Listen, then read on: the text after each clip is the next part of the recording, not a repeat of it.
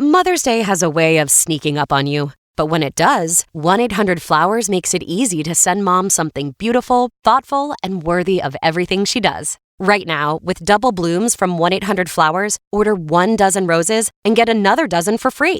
It's a bigger gesture with fresh, beautiful flowers arranged to make Mother's Day feel as special as she is. Make Mother's Day feel bigger with double blooms at 1-800-Flowers.com/Spotify. That's 1-800-Flowers.com/Spotify. Ryan Reynolds here from Mint Mobile. I don't know if you knew this, but anyone can get the same premium wireless for $15 a month plan that I've been enjoying. It's not just for celebrities. So do like I did and have one of your assistants switch you to Mint Mobile today. I'm told it's super easy to do at mintmobile.com/switch. Upfront payment of $45 for 3-month plan, equivalent to $15 per month required. Intro rate first 3 months only, then full price plan options available. Taxes and fees extra. See full terms at mintmobile.com.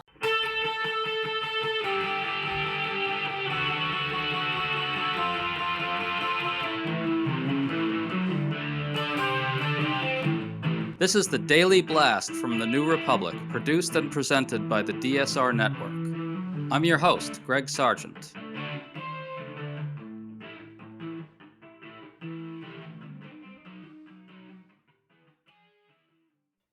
Donald Trump's allies are privately warning that the GOP is in serious trouble in the midterms. Politico reports that Trump's obsessions with his vanity projects, like his Ballroom, are distracting from the economic message that Republicans think is necessary to stave off a bloodbath. So what did Trump do this week?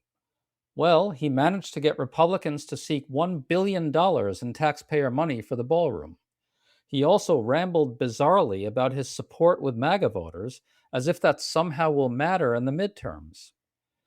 Trump simply does not have any conception of public service, of the presidency as an institution that belongs to the people. Is that itself becoming a huge liability for the GOP? We're talking about all this with political scientist Tom Schaller, who has a new piece for the Public Notice Substack on Trump's vanity presidency. Tom, good to have you on. Great to be back, Greg. So I just want to start with something Trump said today about his polling and his public support. Listen to this. I am, according to CNN, 100% approval within the Republican Party. That's better than your record, Gary. I'm at 100% approval. Did you see the CNN poll? Nobody talks about it. CNN, I think the people that did that poll probably got fired. But within the Republican Party and MAGA, which is basically 100% of the party, I think, but 100%. Tom, the Republican Party is not actually 100% MAGA. Many Republicans are non-MAGA, and a non-trivial swath of them disapprove of Trump's various policies. But more important, MAGA support won't be nearly enough for Republicans to survive the midterms. Yet here, Trump appears unable to process that thought because only his supporters exist. Your thoughts on that? I mean, as the kids say today, he's Delulu, Greg. I mean, he has no concept of what's going on. Or worse, he knows what's going on and he's trying to spin things. I mean, that's actually the more charitable view, is that, his tutelage under Roy Cohn is that you never admit defeat. You never say you're wrong. You always put shine up the bright side of everything, and you fake the numbers. We know he has, he inflates all kinds of percentages and makes up gas prices lower when he's in charge, higher when somebody else is in charge. But part of the problem, I think, on a more serious note, aside from his delusional attitudes about things and beliefs in himself, is that unlike the first term where he had some serious people recommended to him that worked for him, including all the way up to chief of staff and top advisors, he's completely surrounded by yes women and yes men. And all they do is praise him and tell him how amazing he is. And so you wonder if bad news even gets through anymore to him, because nobody has the fortitude to say, hey, Mr. President, this is not polling well, or you've made a bad decision here, or here's what they're saying in the news. And so I don't know. It must be piercing somehow because he's online at 2, 3 in the morning, but maybe his feed is such that it's just nothing but praise.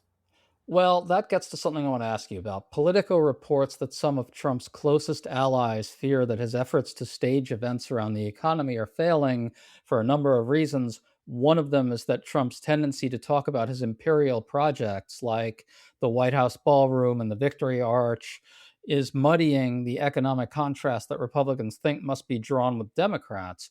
The report says Republicans are increasingly anxious and think the House is basically lost.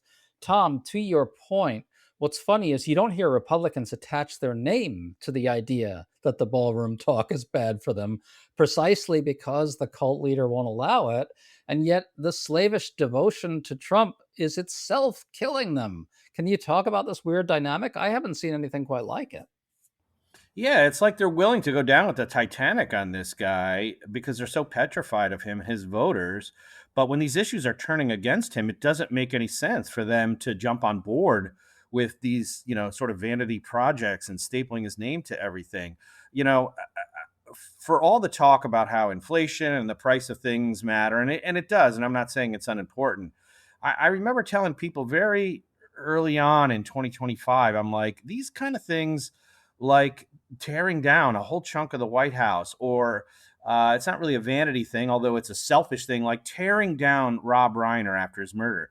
Those things are kind of, I call them like V8 politics. Like, you don't have to understand what the donut hole problem is in the Social Security funding for people born between 1935 and 1937 to have an opinion about Rob Reiner, whose movies you probably love. And you don't have to be expert in the FICA tax and how it funds Social Security and Medicare to understand that a president coming in and just tearing down the White House as if it's his personal property on Mar-a-Lago.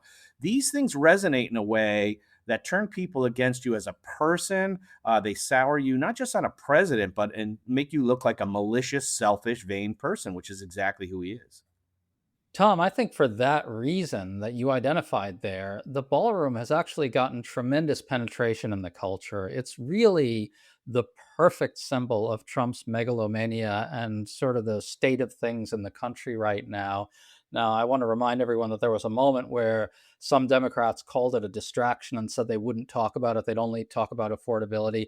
I think that's a big mistake. Things like the ballroom punch through to low information voters in a way that virtually nothing else does. And Democrats need to beat the living shit out of Trump over the ballroom day in and day out, in my view. I agree 100%, Greg. To me, these moments harken back to, say, the 1992 presidential debate where George H.W. Bush, then the incumbent president, is answering economic questions, and Clinton is killing him in that little town hall debate. And they catch George H.W. Bush looking at his watch, which it's just a nonverbal. It has nothing to do whether he's a good president, whether he's managed the Gulf War well, how well he's doing on the economy, a very shallow and short recession. It just indicates that he literally doesn't care. And I think people are including MAGA people are starting to figure out that this presidency is all about him and it's not about the voters. And so, to your point, it's not an either or. It's not a mutually exclusive choice. They can talk about the price of gas and affordability and the fact that Trump, after 10 years, still doesn't even have concepts of a healthcare plan other than repeal and replace Obamacare, which is working very well. It's that he's so focused on this other stuff. So, yeah, it's only $1 billion in a $7 trillion budget. That's 1/7,000. You can say these are pennies on a dollar, and it is $1 billion for a ballroom. But it's what the message sends, that he's got more time to talk about this than he has to talk about everyday Americans' lives. And it reinforces the idea that the presidency for him is all about him, and it's not a job to serve the American public and do what's best for the people of the United States. Yeah, and if you think about low information voters, for them, it's these little symbolic things that really carry a lot of resonance. And you can kind of see why that's the case. They're not obsessing over politics the way you and I are. They're catching little glimpses of it here and there on their phone, on the TV, maybe as between shows that they're watching, whatever. It's not easy for people to interpret politics to the degree that you and I try to. So for the 90% of voters who are Democrats or Republicans or lean heavily toward one part or the other, policy doesn't matter, even if they're familiar with it. But for the 10% in the middle, these are people who are, they don't vote in primaries. They only vote in presidentials. They're very tuned out to policy. They don't even understand what the parties have in their platforms. They can't really measure objectively the performance or the relevance of a particular bill. The vast majority of voters going into 2024 had not heard of Biden's Inflation Reduction Act or his stimulus package or anything else he had done. And those voters, as you point out, they vote on optics, they vote on little clips, and they vote on things like, this guy's trying to put his name and face on everything that he can get his hands on. To stay up to date on all the news that you need to know, there's no better place than right here on the DSR network. And there's no better way to enjoy the DSR network than by becoming a member. Members enjoy an ad-free listening experience, access to our Discord community, exclusive content, early episode access, and more. Use code DSR26 for a 25% off discount on sign up at thedsrnetwork.com. That's code DSR26 at thedsrnetwork.com/buy. Thank you and enjoy the show.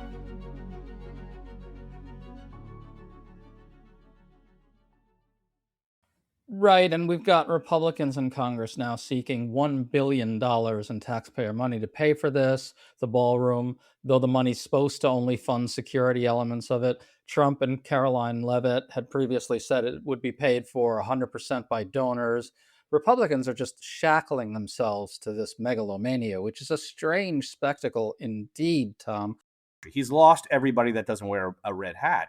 And I think he's lost a lot of them, particularly those in the middle, the light, soft Republicans, moderate Republicans, and these people in the middle who aren't hard partisans, because they look at $1 billion and they say he's got time for that, but he doesn't have time to solve healthcare. He's got time to put his name on the passport, but he doesn't have time to lower prices, which he said he would do on day one. He's got time to build a 250-foot arch, but he doesn't have time to figure out, the price of gas and the price of groceries and the price of eggs, as was the big issue in 2024. He's focused on all the wrong things because he's focused mostly on himself and only himself. Well, we had a Washington Post poll that found 56% of Americans oppose the ballroom and only 28% support it. 61% of independents oppose it, which is really something. Now, 65% of Republicans support the ballroom. At first glance, I read that and I thought, well, okay, this really shows that the base is with Trump. And that's kind of true, but 65% isn't that big, actually. So there's a fairly non-trivial swath of Republican voters out there, again, the non-MAGA types, who also look at the ballroom and say to themselves, holy shit, this is just a complete disaster. I guess the good news is he can't go any lower if you're his top advisors and your Susie Wiles or Caroline Leavitt, and I suppose he could bounce back, but presidents usually don't bounce back. Usually their poll numbers do not recover, barring a major crisis. I mean, this is a guy who's trying to capitalize on a attempted assassination, even though it wasn't really close. The guy was taken down a floor away, and his numbers haven't moved. There's no empathy or sympathy left for Trump, because I think he's exhausted whatever reserves he had from January 20th, 2025. They're gone now. It only took him 16 months to exhaust everybody who doesn't wear a red hat. So what's the upshot of this? Is there data out there that supports the general idea that Trump's megalomania, the imperial presidency, as it were, is itself actually backfiring at this point? Yeah, I think you already cited the ballroom opposition. There was a poll on YouGov about Trump's face on the passport, and 62% of Americans say they wouldn't want his face on their passport. And, I'm curious to see what happens with this 250-foot arch that he's planning for Northern Virginia. When he was asked about it, they said, what is this designed to commemorate? And he gave his favorite one-word answer, me. And I think as people start to tune into that, they're going to realize that this sort of vanity presidency is not what they voted for him for. They voted for him to fix inflation. And even though he ran on two inflationary policies, A, run out all the immigrants who provide cheap labor to keep the cost of domestic goods down, and B, tariffs, which raise the price on all imported goods. I often wonder who's dumber, Donald Trump running against inflation with two inflationary policies, or the people who voted for him thinking he was going to solve inflation with two inflationary policies. He promised all these day one things. He was going to solve Gaza, Israel. He was going to solve the energy bills, and he hasn't done any of it. And people gave him a little bit of time through the summer, but he's 16 months in now, and he hasn't accomplished any of that. And he's created actually new problems in Iran, as you well know. And it seems like he's very, very distracted with trying to leave all these legacy footprints of him and statues and pictures and images, and the Kennedy Center and the new airport in West Palm Beach. And it probably, to be between you and me, as you know, it doesn't take a lot of time to order some toady to go down and lean on the FAA to change the name to DJT, Donald J. Trump Airport in South Florida. But it's the optics of it. It's like he's got time for that, but he doesn't have time for me and my family. So, in your piece, which talked about the vanity presidency as a thing, you got into the larger historical context here. You discussed how we've had really corrupt presidents, we've had really inept ones, we've had nasty bastard ones, and so forth. You went through the whole litany of bad presidential qualities, as it were, and concluded that Trump is something special. Can you talk about that? Yeah, so I start off with sort of the superficial stuff, which we already covered, and I won't repeat the naming things and attacking his name and putting tacky gold leaf on everything, lying about, his golf championships and all the other stuff that he does that's just about me, and how great I am, and bragging about his big brain and his incredible memory. And everybody agrees I'm one of the most genius people. He's now apparently comparing himself to Caesar and Alexander the Great as literally the most influential and powerful person ever to draw breath on the planet. This nonstop, breaking his own arm to pat himself on his back. But I dig in the middle of the piece, as you know, Greg, and I take a more serious angle to this, because the problem with Trump's megalomania, the problem with his narcissism, the problem with his vanity is that because he needs these people to tell him in every cabinet meeting how special and great and smart, he begins to believe that he's invulnerable. He begins to believe he's the smartest person on every topic. He literally believes he's the smartest person on every topic in every room. And that's starting to backfire now, because he's so dumb he couldn't figure out what a teenage first night player of Stratego could figure out, which is that Iran was going to block the Strait of Hormuz as their one and only ace in the hole. There's also just a different conception of the presidency at work here. Obviously, previous presidents have been corrupt, they've been warmongers, they've been incompetent, and so forth. But this is a level of, I guess, personalist rule that I think is hard to find a parallel with, isn't it? Isn't that right, Tom? We're talking about someone who just, on some really fundamental level, doesn't see his role as serving the public in a large sense. They're really only his supporters and him, and that's it. Not only does no one else exist, but those parts of the country are to be punished and beaten down and denied basic services and otherwise crucified, really. Can you talk about this conception of the presidency, the personalist conception of it? Yeah, the other half of this coin, besides like everybody praise me, everybody tell me how great I am, let me put my name on every building, every airport I can pin down, is the negative side of this that you allude to, which is, remember, Trump ran this time. I am your retribution. He framed it that way. Vote for me to get retribution against the liberals and the woke. And he's, to be fair, he has gone after universities. He has gone after intellectuals and expertise as a general. He has gone after science. He has gone after the media. So he has gotten some retribution for what his MAGA meatheads love and devour, voraciously. But if you pay attention to what he's really doing, if you look at how he's twisted the Department of Justice in particular to go after James Comey, to go after Letitia James, that doesn't put any extra money in anybody's pocket. That doesn't lower the price of eggs. That doesn't make healthcare more affordable. That doesn't lower the price of gas. What he really meant, though he was very clever because he's a great con man in phrasing it, he said, you're my retribution. The voters are his retribution for all the perceived ills of the Russia hoax and the supposedly stolen election and every other enemy on his list. That's really interesting. In other words, when he said, I am your retribution, what he really meant is all the voters, the entire electorate, is merely an instrument in his personal drama.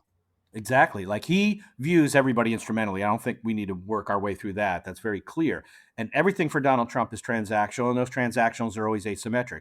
You praise me, you support me, you bow to me, you give me what I need, and then I never return the favor. It's amazing how many Republicans have not learned the lesson that no matter how much loyalty you give, how much praise, he never reciprocates, right? And even when he endorses people, he endorses it so he can say he won, or he endorses it because he needs their vote. Everything is instrumental. Everything is selfish. And like I said, he was very clever about framing it as, I'm going to be like this vehicle, this vessel in which you pour all your animosities and angers and hatred, and I'm going to exact retribution against immigrants and liberals and trans people and wokeism and pronouns and whatever else you're mad about in middle America that you think retribution is going to make your life somehow better, even though it doesn't. And he's done some of that, to be fair, but most of his retribution has been done on a very private and personal level with his own personal agenda. Well, as you said, Republicans don't seem to be getting the message. They don't seem capable of understanding any of this, but there really is only one group of people who can deliver this message to Republicans, and that's voters in the midterms. Tom Schaller, really great to talk to you. Thanks so much for coming on. Great to be here, Greg. Thanks so much.